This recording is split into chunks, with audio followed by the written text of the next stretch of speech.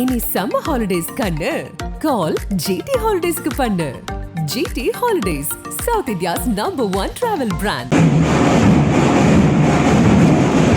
திருச்செந்தூரில் முதல் முறை இல்லப்பால் ஊற்றும் விழா கொண்டாடிய மூத்த திருநங்கைகள். தொன்று தொட்டு நடக்கும் சடங்கு. தூத்துக்குடியை ஈர்த்த 3 பேர்.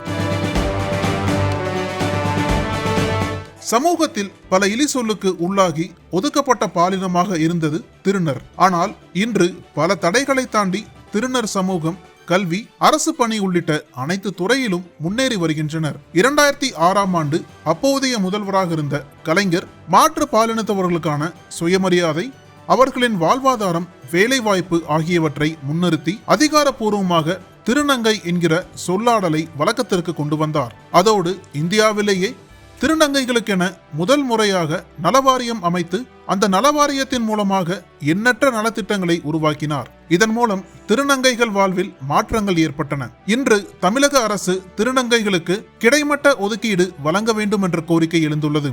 சமூகத்தில் LGBTQ பற்றிய புரிதலும் ஏற்பட தொடங்கியுள்ளது. இந்த நிலையில் திருநங்கைகள் தொன்று தொட்டு சில சடங்குகளை செய்து வருகின்றனர். குறிப்பாக மத நம்பிக்கை உடையவர்கள் திருநங்கைகளாக மாறிய பிறகு பல்வேறு விரதங்களையும் மேற்கொள்கிறார்கள். உடலில் அறுவை சிகிச்சை செய்து கொள்ளும் திருநங்கைகள் 40 நாட்கள் விரதத்தை கடைபிடிக்கிறார்கள். அதன் பிறகு அவர்களுக்கு இல்லப்பால் ஊற்றும் விழா என்ற சடங்கு தொன்று தொட்டு நடத்தப்படுகிறது. அந்த வகையில் திருச்செந்தூரை சேர்ந்த கற்பகம், சிவானி, சிலுக்கு ஆகியோர் புதிதாக திருநங்கைகளாக மாறியிருக்கிறார்கள்.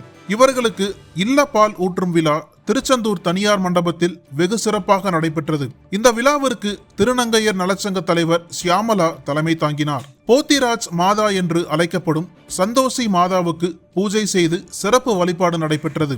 புதிதாக திருநங்கைகளாக மாறிய 3 பேருக்கும் சடங்குகள் வழக்கம்படி நடத்தப்பட்டன. அப்போது திருநங்கைகள் 3 பேருமே கல்யாண கோலத்தில் அலங்கரிக்கப்பட்டிருந்தனர்.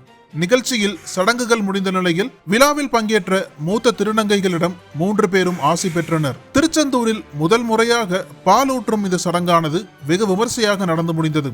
இதற்காக மண்டபத்திற்கு வெளியே பேனர்கள் பிரம்மாண்டமாக வைக்கப்பட்டிருந்தன. மொய் எழுதிய திருநங்கைகள் இந்த நிகழ்வில் ஆடி பாடி மகிழ்ந்தார்கள். தமிழகம் மட்டுமின்றி மும்பை உள்ளிட்ட பல்வேறு பகுதிகளில் இருந்தும் 300க்கும் மேற்பட்ட திருநங்கைகள் இவ்விழாவில் பங்கேற்றனர். திட்டமிட்டபடி பாலூற்றும் விழா சிறப்பாக நடந்து முடிந்தது. திருச்செந்தூரில் முதல் முறையாக நடந்த இந்த பாலூற்றும் சடங்கை இப்பகுதி மக்கள் ஆச்சரியத்துடனும் கண்டுகளித்தனர்.